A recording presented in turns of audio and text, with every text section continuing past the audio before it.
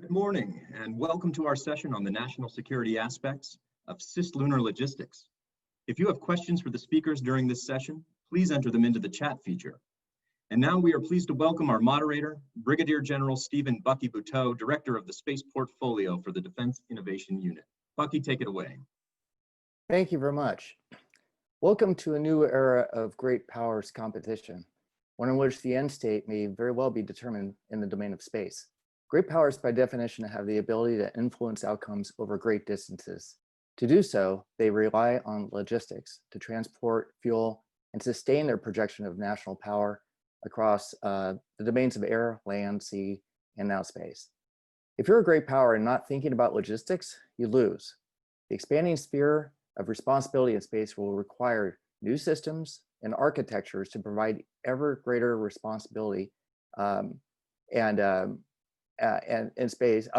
capabilities and situational awareness in order to defend space domain assets and future lines of commerce within the Earth-Moon system. Good morning, my name is Brigadier General Steve Bucky Buteau, Space Portfolio Director for the Defense Innovation Unit. The DIU was created by the Secretary of Defense in 2015 with the mission of strengthening national by increasing military's adoption of commercial technology while growing the national security innovation base. We are the only DoD organization focused exclusively on fielding and scaling commercial technology across the U.S. military to help solve critical national security problems.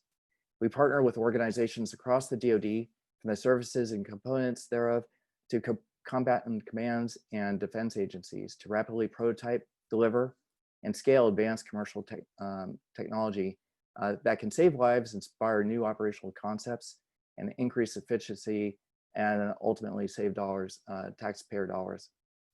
Today's panel is the second in a series of Ascend sessions focused on cislunar logistics. Our first session in August addressed motivations, markets, and users. It asks simple questions such as, what do we mean by cislunar logistics? What will be the cargo and the impacts on the industry? Today, we are honored to feature 4 subject matter experts who will share their perspectives regarding the national security issues and the aspects of logistics. Colonel Coyote Smith is Professor of Strategic Studies at the Air University's E School of Graduate Professional Military Education. He retired from active duty in 2016 while serving as Professor of Strategic Space Studies at the School of Advanced Air and Space Studies. Prior to this, he served as the director for the Center of the Strategy and Technology, where he led Project Blue Horizons for the Chief of Staff of the Air Force. Earlier, he served at the Pentagon as the Chief of DreamWorks, which was a Future Concepts Division of National Security Space Office, where he led the Defense Science Board and directed the space-based solar panel study. Our second speaker is going to be Dr. Namrata Goswami. She is recipient of a grant award by the Office of Secretary of Defense on the Minerva Initiative, supporting her research of great powers' attitudes towards resources, nationalism as territorial, and expansionism in the space domain. She regularly consults with NATO Partners for Peace Consortium, Emerging Security Challenges Working Group, and is a senior analyst and subject matter expert at the Wikistrat and Auburn University Futures Lab. Dr. Lamont Colucci is a senior fellow in National Security Affairs with the American Foreign Policy Institute. The American Foreign Policy Council. He has significant experience as a diplomat with the U.S. Department of State, and today is a full professor of politics and government at Ribbon College. His primary area of expertise is United States national security and and foreign policy. Dr. Colucci is a substantial contributor to the Air Force for publications and conferences concerning space strategy. Joining Lamont also is my good friend and co-author of the recently published State of the Space Industrial Base report. That would be Colonel Eric Felt. He's the commander of Phillips Research Site and director of the Air Force Research Lab, the Space Vehicles Directorate at Kirtland Air Force Base, New Mexico. He leads a team of 1,100 military, civilian, on-site contractors who comprise the nation's Center of Excellence for Military Space Science and Technology, Research and Development, as well as advanced technologies, integration, and demonstration. His organization focuses on enduring Air Force space missions, communications, position, navigation, timing, missile warning, space situational awareness, defensive counter space, and of course, Cislunar Logistics. Each of our panelists will be making a short presentation, and then we'll open it up to questions from the audience. Just as Nate mentioned, please put those in your in chat box. To ask a questions, let's see, and then what we'll do is we'll pick those questions and we'll go through them with each of the panelists. And in the closing, let me just say, I really want to express my sincerest appreciation to AIAA for the opportunity for us to participate. The Ascend conference is certainly going to be a landmark event. We look forward to participating in future ones as well. So with no further ado, let me go ahead and introduce Coyote, who's going to start off our program today. Go ahead, Coyote. Thank you, General Buto. It's a pleasure to see everyone today. For the next few minutes, I'm going to talk about the expanding roles and missions of the Space Force in order to enhance our performance in cislunar logistics. Allow me to say up front that presently we have the Space Force that the Air Force wants, but it is not the Space Force that America needs. It is going to take us many years to properly realign our space assets and to acquire the types of systems that are going to be required to perform our primary mission of space superiority and support to all instruments of power around the globe in both war and peace. One of the fundamental misalignments that the Air Force made during the stewardship of space was that it treated space assets as if they were fielded forces. Now, aircraft are fielded forces, and we understand armies and Marines are fielded forces, as are navies. But space itself, the operations that we perform there, are much more national infrastructure and national organic essentials on an international scale. The types of capabilities that we provide are simply not replicatable inside the atmosphere by the other services. I'd also like to point out that because we are a national infrastructure, we have a system such as the Global Positioning System, which annual valuation, according to the GAO, is approximately $350 billion worth of revenue to US industries annually. That is an amazing thing. So what we are doing with our space logistics as they exist today, if you want to consider GPS that way, we are delivering services that generate revenue and create jobs for Americans. That's very different. The revenue generation is very different than standard fielded forces. Because of this, we take a look at a logistics role in the future in the cislunar environment, which is going to be very different than aircraft delivery of capabilities. It's going to be much more like maritime delivery of capabilities. One of the things that we do here at Air University is educate America's officers and our enlisted personnel, both air and space. And coming to the fore of thinking about space and space power and space generation, we're using more maritime models rather than air power models to connect the logic of what it is that we do. In particular, we are guided by Sir Julian Corbett's theory of maritime power in terms of providing support to warfighters. But that is a small set of roles and missions that we perform. We are much more animated by Alfred Thayer Mahan's concept of a force in being as a space force. Now, we have the ability, and the Mahan connection is as simple as flag follows trade. We see the burgeoning economy moving into space in pretty quick fashion. And it's going to take our Space Force time to prepare a space cadre and to develop the types of hardware and systems that will allow us to provide Naval and Coast Guard-like support to the commercial entities as they go further into the cislunar environment. What I find really inspiring are writings from authors that talk about a Space Force having to expand its roles and missions to include law enforcement, not just in orbit, but beyond orbit, in deeper space and on the surface of the moon, and done in concert with our international partners to ensure that that enshrined value of everyone having access to space is preserved for all lawful and non-hostile users of space. We also see the expanding roles of missions of the Space Force to include safety of navigation in space, perhaps roles with space traffic management, roles with search and rescue of persons that could become lost in space, to kind of paraphrase the old TV show. But these roles and missions are also going to have to include environmental stewardship, much as the Coast Guard's role and function is in our high seas. For space, that would include not only space debris remediation and removal, but also planetary asteroid defense, which is a role and mission that we need to be getting around to sooner rather than later. We know that there are monstrous asteroids out there that could spell disaster here on Earth, and we need to begin our space logistics thinking on how we are going to divert those asteroids to save lives and to prevent environmental disasters from happening here on Earth.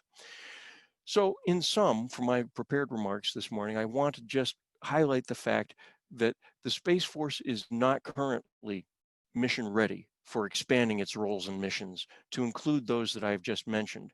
We are going to have to provide more in-depth training and education and recruit different forms of people to the Space Force than what we're currently doing.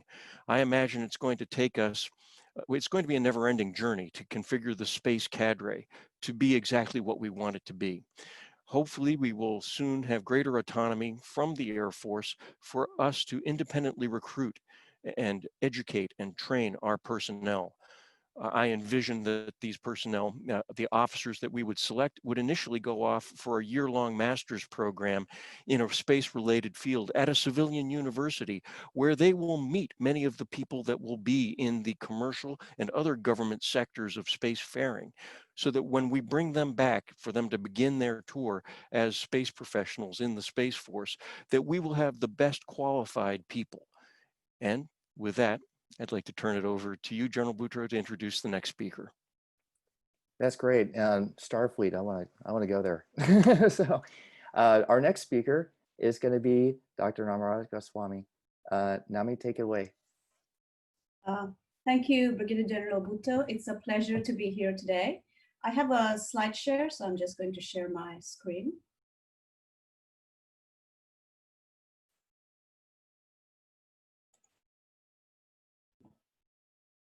So what I'm going to talk today in the 10 minutes that I have is to look at China's long-term space goals between 2020 and 2049. And so some of the goals that China has actually articulated includes a long-term vision in terms of looking at cislunar space, in terms of looking at developing space capacity in cislunar space, looking at developing a capability to go to the moon and sustain itself in its long-term presence.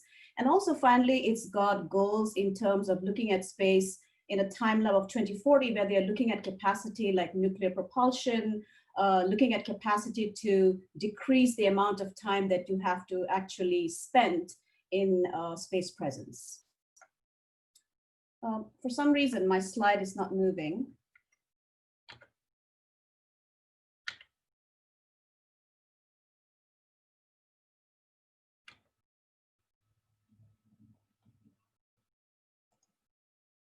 So coming to China's grand strategy in space, it's really important to understand that they are focusing on maintaining access and use, by which I mean space command and control.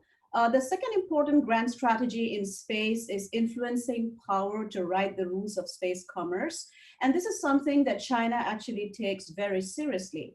For example, what China understands is that those countries that have space power capacity and space presence capacity are actually the countries that decided on the Outer Space Treaty in the 1960s. And that's a lesson that China has understood, including in its capability to become a part of the nuclear regime, and some of the rationale that it offers in terms of its ASAT capability. So looking at long-term space governance. The other important thing is that the China space dream is now a part of the Chinese Communist Party constitution. And I'll explain a bit what that means. But what that actually means in terms of long-term policy is that the Chinese space policy goals 2020 to 2049 are now part of an inscribed constitution. So that means continuity. The other important point is that in 2014-2015, China established a civil military integration fusion unit within the Central Military Commission. And that means that their space goals and ambitions are located within that strategy directed at the highest level, including presidential direction. Now, President Xi has done something very interesting, is that he has equated the spirit of space with the spirit of the historic long march that Mao Zedong undertook in the 1940s that established the People's Republic of China in 1949. Now, that kind of equation has a very deep impact on China's strategic thinking as to how they envision space. Now, the important point is that when I talk about space command and control, China is very much influenced by what is happening to it in the South China Sea, including the Malacca Straits, where it fears certain very important sea lanes of communication being cut off in case of conflict by the presence of peer competitor, especially the US Navy. And so it doesn't want to have a repeat of that in space. So in terms of strategic culture, so China's strategic culture, again, has a deep bearing on its space ambitions and goals. It's a very realist strategic culture where it looks at space from a nationalistic perspective. It connects its space capacity to the national rejuvenation of the Chinese nation. And what is even more important is that it actually stresses on first presence rights. And you can see that reflected in the South China Sea, in the East China Sea, in Tibet, especially areas which have extremely high possibility of resources in the future. And you can see that particular discourse getting reflected in terms of the moon as well. The head of China's moon mission, Ye Peizheng, 2 years back very clearly articulated that if China does not establish a presence in the south pole of the moon, where there are resources first, the descendants of their civilization will hold them responsible for that particular lack of perspective. So what are some of China's long-term space goals that they have identified in terms of space resources? So this is again very important. The discourse on space within China is shifting from going somewhere first, showing off capability, to actually articulating space from a long-term presence settlement perspective. Some of the goals that they have identified in several of their publications, including their white paper, is to invest in this long-term technology or like space-based solar power, establishing extraction capability for lunar and asteroid mining, establish permanent presence, not just to show off their technology, but also in terms of ensuring access, and then deep space probes. And again, as I mentioned, they have a very incremental long-term strategy based on the CPC's ability to offer their support for such long-term policy focus. Now, China's focus on the moon is very interesting. So it started in 2002 under the direction of Ke Keqiang and Ye Peizheng, whom I mentioned. And what is fascinating is that they have actually shifted their discourse from going there and showing off a human landing to actually investing in robotic exploration of the moon through their China Lunar Exploration Program. And one of their most distinguished scientists, who is also part of their missile program within the PLA Strategic Support Force, Bao Weiming, gave an interesting discussion last year where he identified the possibility of China declaring the Earth-Moon space, especially cislunar space, as an economic zone capable of returning about $10 trillion of revenue from extracted resources on the surface. So you can see that the discourse within China is changing. Now, so one of the interesting points is that some of their conversations, especially coming out of the People's Liberation Army Strategic Support Force, is that they're looking at cislunar space, which is the discussion today. And some of the logistical lines they're looking at is to establish presence in L1. They already have a satellite presence in L2, the relay satellite that helps their Chang'e 4 communicate to Earth.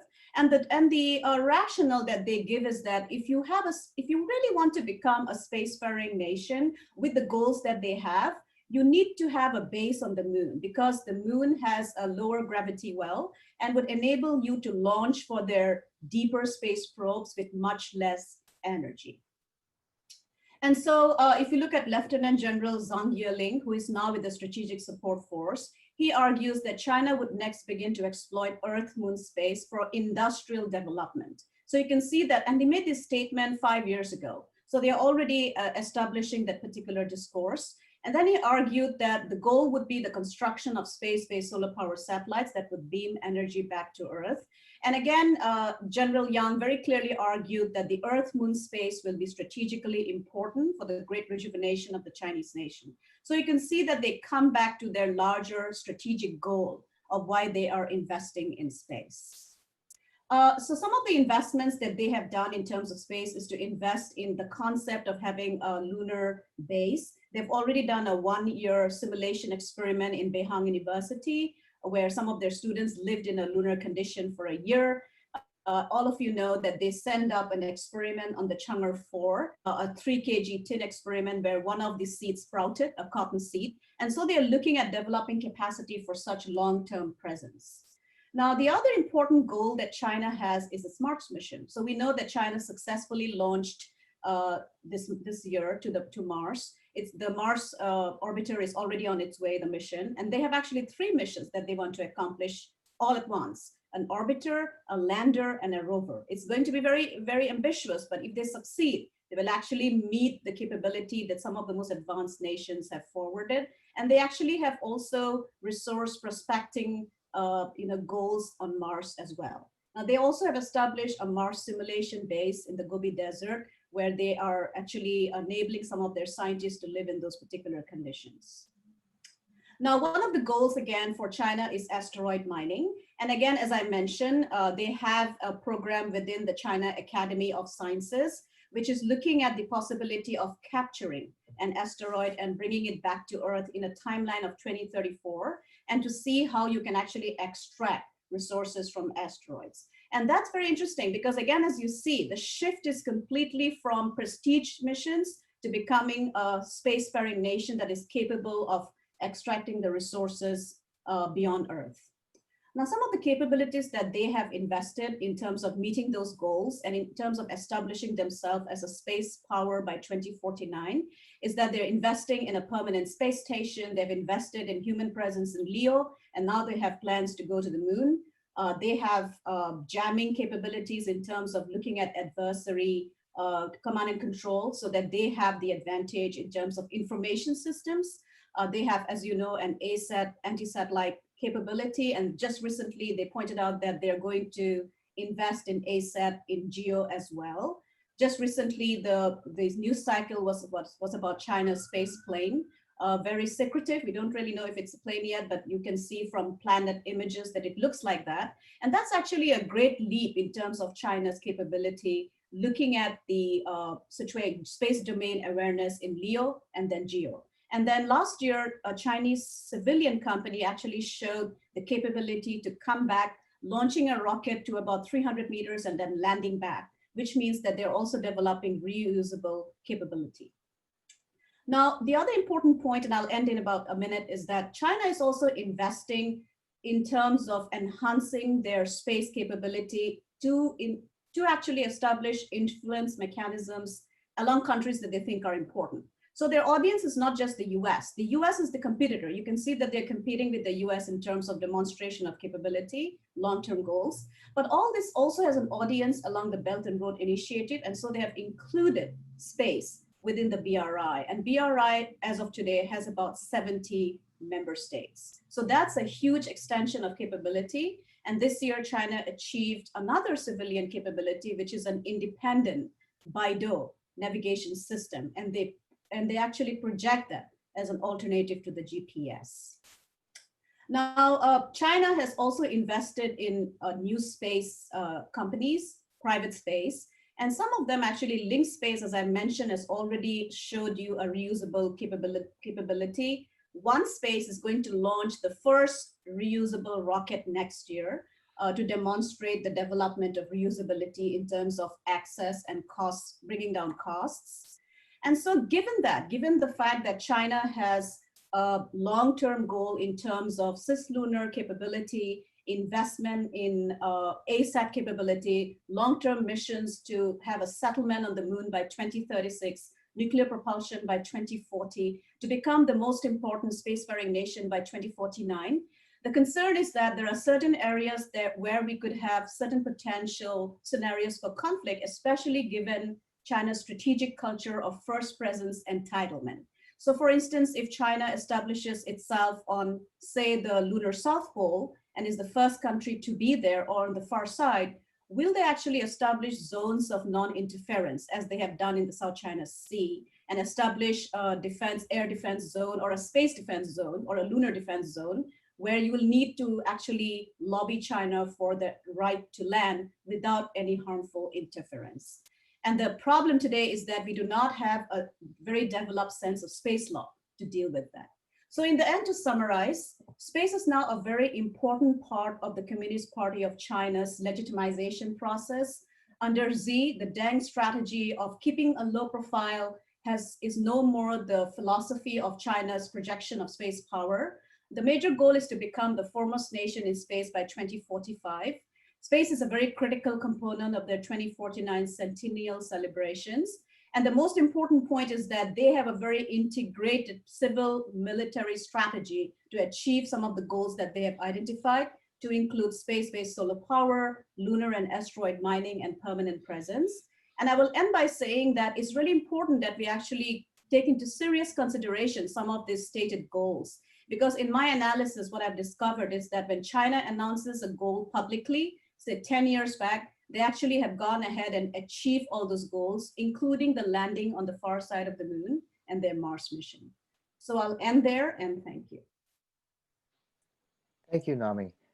Our next speaker is Dr. Lamont Colucci, who will address a broader state of national security affairs. Go ahead, Lamont. Good morning. Thank you very much for having me. What my talk today is concerning is the idea of the triplanetary economy. And with the triplanetary economy, it's going to go beyond cislunar space, and it refers to the synthesis between the Earth, the Moon, and Mars. And the first comment I usually get from people is, yeah, but the Moon isn't a planet. I'll just say right up front, it misses the point. It's a concept.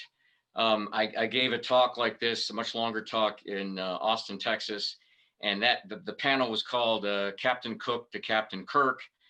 And I prefaced my comments about saying, yes, I know the moon is not technically a planet, but if we spend time on that issue, it's kind of asking the question of what is the combination of Captain Kirk's safe, which is actually 5231 if you're interested.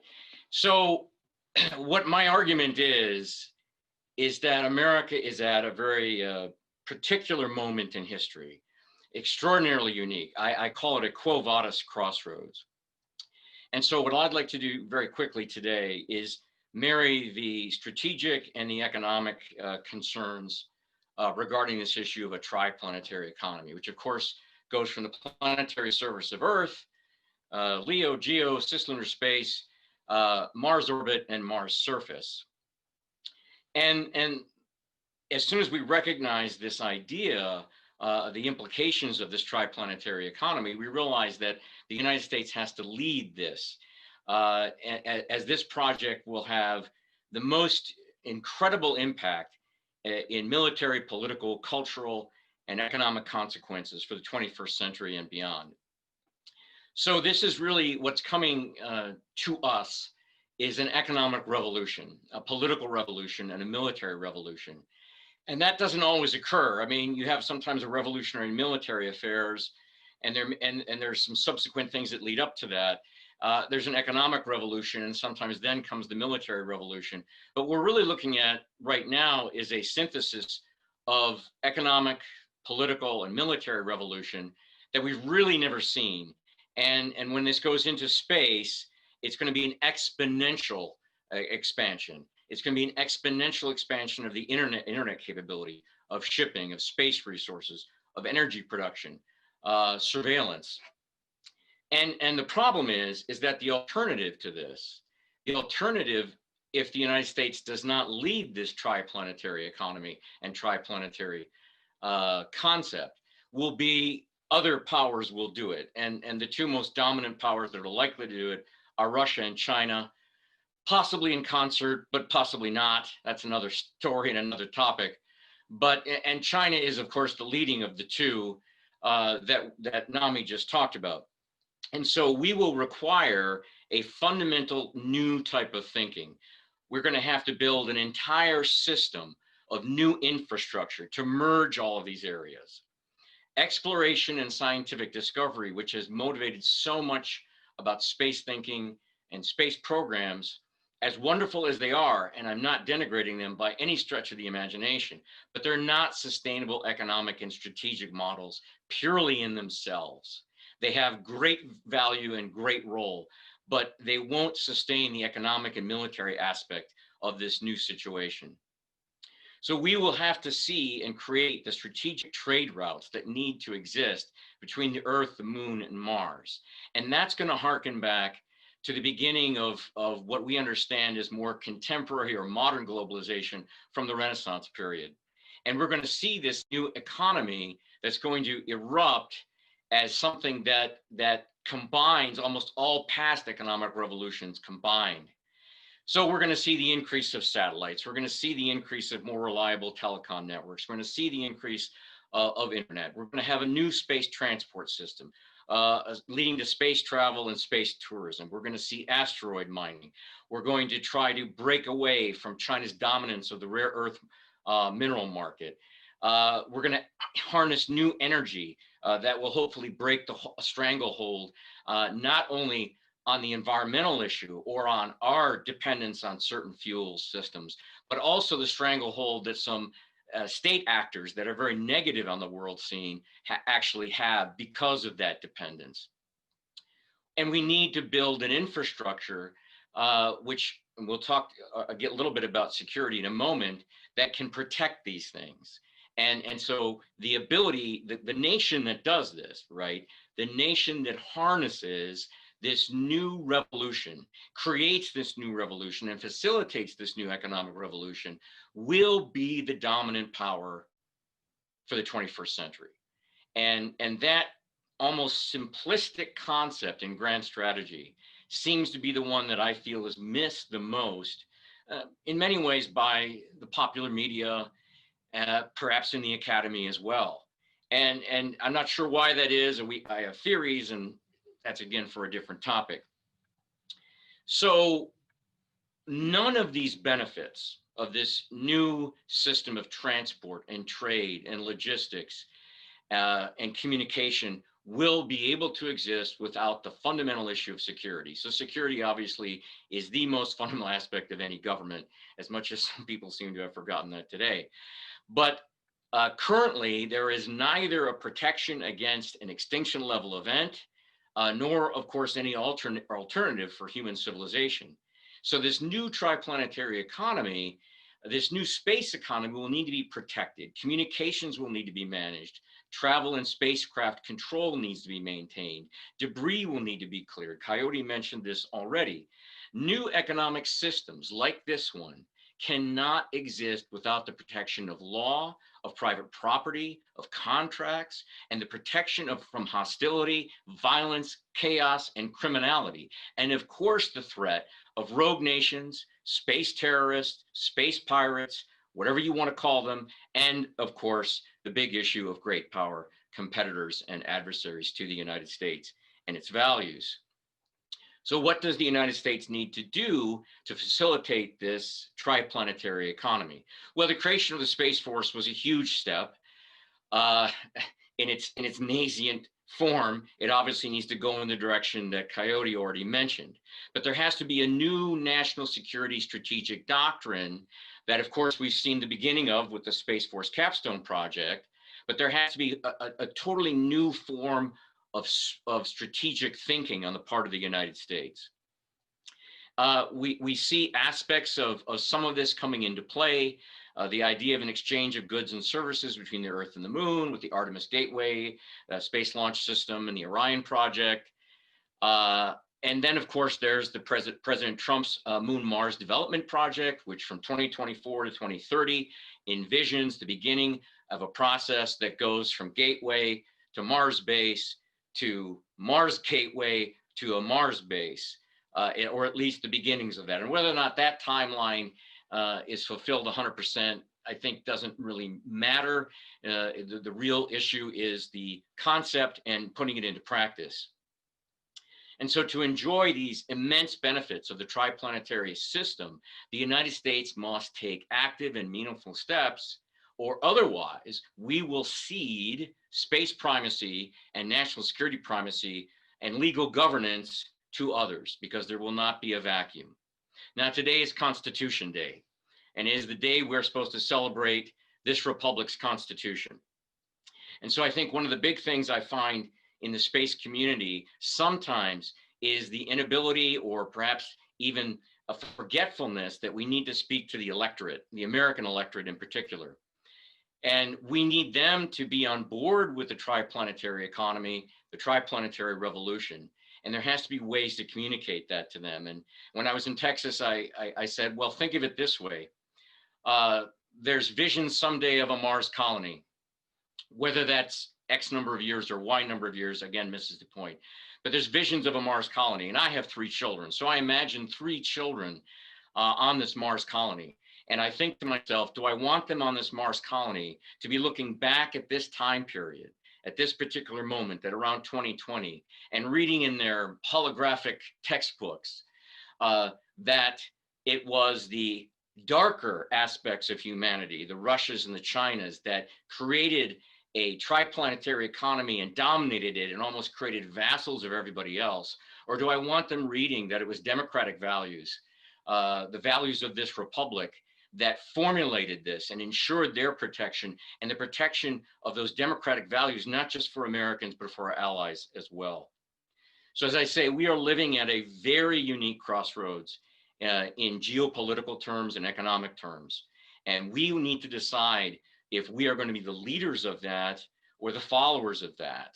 And so we are looking at a revolution that combines the aspects of or the impact of the Renaissance, the Industrial Revolution, the Information Revolution combined. And the nice thing about this, as a positive end note here, is that the United States can make this choice. It's in our power to make a very positive choice for a very positive future for not only the United States, but for humanity as a whole. Thank you very much. Thank you very much, Lamont. And wrapping up our speaker openings will be Colonel Eric Feld. Eric, go ahead. Good morning, space enthusiasts, and it's great to be with you here this morning to talk about this topic. Cislunar logistics is a great topic to talk about, and from a technology perspective, I'm happy to do so. But let me start by saying that I didn't always think this was such a great topic from a technology perspective. And so what I wanted to do during my opening remarks this morning is share with you 3 of my own aha moments over the past 18 months that led me to, that converted me from a on-orbit logistics skeptic to a quite a enthusiastic stakeholder in these concepts and these ideas. And then I'll share with you 3 foundational tenets that I think we need to keep in mind going forward from the technology side of things as we venture into cislunar logistics. So the first aha moment that really hit me was when we started to think about how are we going to perform space domain awareness on the moon and in the cislunar region. And we have come up with a small satellite concept called CHIPS, the Cislunar Highway Patrol System. I selected it as one of 2 next flight experiments for AFRL. And the reason I did that is that no matter how big our telescopes on the ground, there are certain areas around the moon where we simply cannot perform needed space domain awareness without having an actual satellite out there to observe what's going on and to maintain that kind of awareness. And when you're operating out at the moon, there's an entirely different environment and different technology needs than when you're operating in the low Earth orbit and the geo orbit. There's a quote that I really like from one of my visionary researchers here, Dr. Carl Stolis, and he says, a small sat in LEO is expendable. A small sat at L1 Earth-Moon Lagrange point is a national treasure. And that's exactly right. The further you get away from the Earth, the more and more you need on-orbit logistics. And so when we're operating out in the cislunar environment, like we plan to do with CHIPS, it's absolutely essential if we want to be able to meet our technology objectives and our capability objectives that we have a logistics footprint there. And what do I mean by the logistics? I mean all of the foundational services that you need to operate in space, things such as position, navigation, timing, knowing where you are, communications, being able to communicate between other satellites and back to the Earth, refueling, repair, all of those type of logistics functions are more and more important the further you get away from the Earth. And so CHIPS was really my first aha moment that, aha, this is why I need to care about cislunar logistics and in general on-orbit logistics. It's because I have to have it. I have to have it to do these emerging military missions. Second aha moment that I have had over the past 18 months has to do with a program we call SPIDER. So this is our space solar power beaming project, and it promises to be great game-changing capability to deliver power on demand from space right where you need it, which is a fantastic capability for our military, but it's going to require some very large structures in space. So we've got some great technology that is going to be able to immediately convert sunlight into RF energy and then be able to point that wherever we need to beam the energy. But these large panels are going to have to be at least 1,000 square meters and maybe 10,000 square meters in size in order to provide the kind of operational capabilities that we envision. So that's going to require on-orbit assembly, and that leads you to the need for on-orbit logistics. So when you want to do things in space that we can't do today, but that you could do if you had some of these cislunar logistics and on-orbit logistics capabilities, that leads, at least in my thinking, to much more support for these kinds of needs and ideas. So SPIDER was my second aha moment that, aha, if I want to do space solar power, I should care a lot about logistics because I'm going to need a lot of it to build up these big panels and deliver these capabilities that we envision. So there's a second example where I was like, okay, I really need some cislunar logistics. Now we envision SPIDER being out in the MEO orbit, but again, the further you get from the Earth, the more attractive it is to be able to not have to come back to Earth for all of your logistical needs. And then my third aha moment that I wanted to share with you this morning has to do with just the awareness of that the threat requires this, all right? And by that I mean both natural threats and man-made threats. And let me explain a little bit more what I mean by that. So first of all, as we have all these proliferated low Earth orbit architectures and tens of thousands of satellites out there, we are a lot more concerned about collisions, debris, things like that, and debris removal and handling those type of situations benefits a lot from having some logistics capability up there. Things like satellites that can be aware of what's happening around them and take action to collect debris are going to become much more important in the future as we have more debris. I think that much seems obvious. But then we've also looked at all the actions that our peer competitors are taking out in this space and going all the way out to the moon. We just heard a great talk from Dr. Goswami about what China's ambitions on the moon are. Wherever our adversaries go, that's where the Space Force needs to go. And we need to maintain awareness there and be able to take needed action there. And so the threat, both natural and from our enemies and competitors, is causing us to need to have cislunar logistics capabilities. So, those are at least 3 aha moments that I've had over the past 18 months about why I need to care about this a lot more than I previously did. I think the reason that I didn't have that awareness previously was that we often thought of cislunar logistics or of on-orbit logistics as kind of an unmanned space station. Maybe it was in LEO orbit and maybe it was servicing things close to the Earth, which is nice, but that's kind of a nice to have, not a must have. These 3 aha moments led me to the conclusion that, oh, this is a must have. And especially as I head out to the cislunar sphere of operations, these are capabilities that I absolutely must have. And then that really leads me to the first of what I call the foundational tenets of cislunar logistics. Is the first one is they must enable new capabilities. It's not just a financial equation of whether this is more cost effective to do your refueling on orbit or launch from the Earth every time that you need it. It's more a question of doing new things. And I just gave you 3 examples of new things that we can do in space if we have good on-orbit logistics and good cislunar logistics capabilities. Meeting the military needs of the Space Force out in the cislunar space on the timelines that are required is a new capability, and it's something that we cannot do without a good cislunar logistics base. So the first tenet is focus on the new capabilities, the things that this enables you to do that you couldn't do previously. And then that leads you to be able to describe what you need in terms of these logistical capabilities and why you need them. The second the second foundational tenet, rather, that I wanted that I came to realize recently is that these cislunar logistics capabilities must enhance resiliency, not reduce it. And by resiliency, I mean the resiliency of the architecture.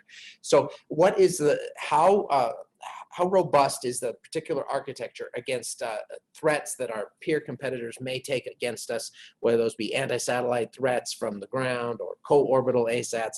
Those are of great concern, of course, to the U.S. Space Force. And the last thing we want is a big, vulnerable logistics hub that just becomes a center of gravity for our adversaries to target.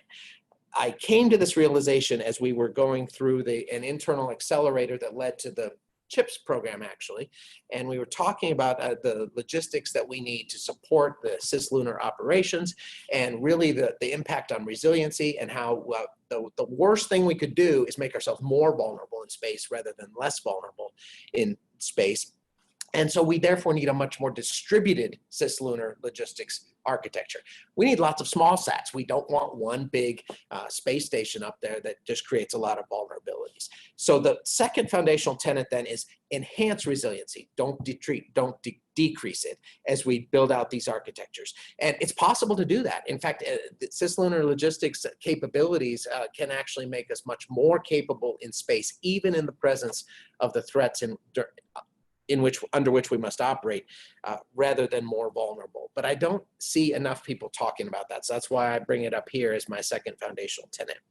And then the third foundational tenet that I'd like researchers and visionaries to keep in mind here is just that we need an industry-led open architecture. We certainly want to be able to have the ability to interchange information, possibly fuel and other fluids, and operate together using an open architecture, and not something that's just driven by the US government, but something that is driven by the needs of the commercial industry that's out there. All the commerce that's going to the moon and the companies that are pushed in that direction are going to be the ones that drive these open standards that then the government can help influence and partner on. So, but I think that that's something that needs some extra thought as well, as to what are the architectural standards and the various services that can be provided, and how can we make sure that those can be provided both for the commercial commerce that's going to be underway and any Space Force operations that need to happen. So things like ESPA rings, things like having propulsion modules, and whether we want to be transferring fuel or transferring propulsion modules, all of that is in the technology trade space, and are very much on my mind in terms of how do we make sure we have an open architecture up there that's going to maximize capability, maximize innovation, and maximize interoperability. So that's how I came from over the past 18 months, from being a skeptic to just an enthusiastic stakeholder of these kind of capabilities. It's because we've got to have them, and it's because they actually can make our architectures more resilient, not less, and because there's great opportunities between the civil and the military needs to have some standards that are going to really enable these new capabilities. So I would offer those foundational tenets as food for thought as we venture down this road, and look forward to hearing more ideas and seeing more activity in this area, because I think it's super important for our Space Force and our nation. Thank you. Well, thanks, Eric. We have a couple of questions from the audience, and then there's some very specific areas I think we should touch base on. The first question, and actually this made me think about Jeff Bezos' speech last year about how he built Amazon on the infrastructure of others. In other words, Amazon wouldn't exist without the pre-existing infrastructure of digital finance, package delivery, the internet. And our first question is, what's the best way for small aerospace companies to get in touch and get involved with assisting the strategic goals of this U.S. Space Force? Eric, maybe you could take that one first off. Sure, I have a couple of thoughts there. I mean, first of all, we do, of course, on FedBizOps, you can always see the opportunities for contracting announcements, such as through small business, et cetera. That's always been there, and that's a good way to see what our interests are already. But I actually have been super excited about the accelerators that we've been running for small businesses, in that is a way for you to come in and through a structured process over 10 to 12 weeks, do some customer discovery to find out what is the, is the min viable product in your technology area that might be of interest to the government, and more importantly, what is the commercial interest in that technology. So my recommendation would be find dual use technology. Those are the things that are going to be the most successful. The government, as much as we want to be fast, is always going to be slower than the free market economy, which can operate as fast as possible. So you want to be able to leverage that in order to also have this be one of your partners, but not your, we want the government to be a lighthouse tenant, but not an anchor tenant, is the way we say it. And we want to enable you and give you and help you be successful, but we do not want to be your primary customer or your only customer and drag you down. So look for the dual use technology, look for opportunities to participate in SBIRs and accelerators. I think there's lots of technology needs out there, some of which we know and some of which we don't know, but are eager to discover. Great.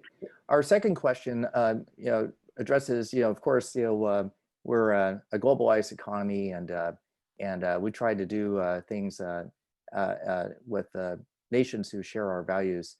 What do we see as the bridges between space nations to begin to develop a common ground to avoid physical conflict developing? Kali, maybe you could start off on that, and then Lamont and Namrata afterwards. Yes, I believe one of the key things that we need to do is establish law enforcement presence in space across the depth of human operations in space, and it needs to be done in an internationally partnered and sensitive way. Right now, we don't have any other method of fixing unlawful or illegal activities in space other than a military response. We need to have a properly balanced constabulary presence on orbit. It will begin with the presence of cameras. In the military sense, we talk about space situational awareness, but in a constabulary manner, we know that people tend to behave themselves when they know they're being watched. And so we would like to make a predictable environment for business to flourish, one where a properly regulated constabulary assists with that. Thank you. Lamont? Yeah, well, I agree with Coyote, and I think also we already have, we're talking about previous architecture, but there's already previous architecture in the alliance system. So we need to transfer those alliance systems into the space realm. So you have NATO as one of your linchpins, you have ANZUS as another linchpin, you have the US-Japan, US-South Korea security treaty system, you have the US-Israel alliance, and so forth. And so what eventually needs to happen, there has to be, as we leave Earth, so to speak, you have to build upon that and create a diplomatic Western alliance system that enables the United States to lead into space, but with its alliance partners. And like you said, General, that has to be those that are sharing values, right? And that's going to be the critical issue. It's the idea that there won't be conflict. Of course, there's going to be conflict with our potential adversaries, and that's the whole issue here. But we already have the substructure and the superstructure both to take those diplomatic arrangements and those geopolitical arrangements and knit them together for something in space that could be very positive. Thank you. And Nami? Yeah, I think that's a great question, because the reality is that the spacefaring nations like China and Russia have already pointed out that they're not going to be a part of the Artemis Accord, which actually talks about safety zones on the lunar surface. So now, how do you bridge common ground with countries that are actually the major spacefaring nations? Another country is, of course, India, which is much more amenable given its democratic system. So I think what we would require, besides what Coyote and Lamont talked about, is to have certain very clear legal regulations that are actually able to point out, based on the logistic support that it has, that some countries are doing certain things that are illegal.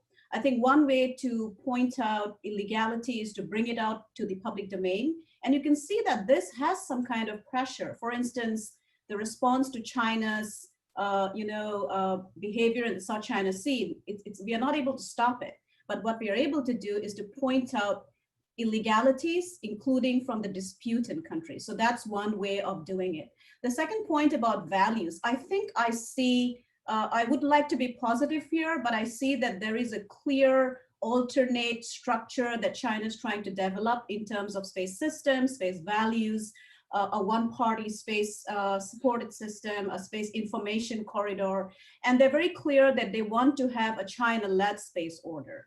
Now, the important point is that I think the way to deal with that particular, how to build a bridge is to first understand their value systems, what they're about, how they behave, and then to have some kind of conversation with them from within a multilateral forum that would put pressure on China. I think that's the way forward. Well, thank you very much.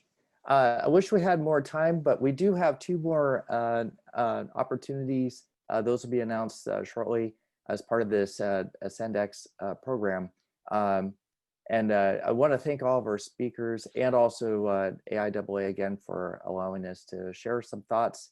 And for the audience, think modularity. We have to get beyond launching rockets that are purpose-built for one-time things that are very expensive.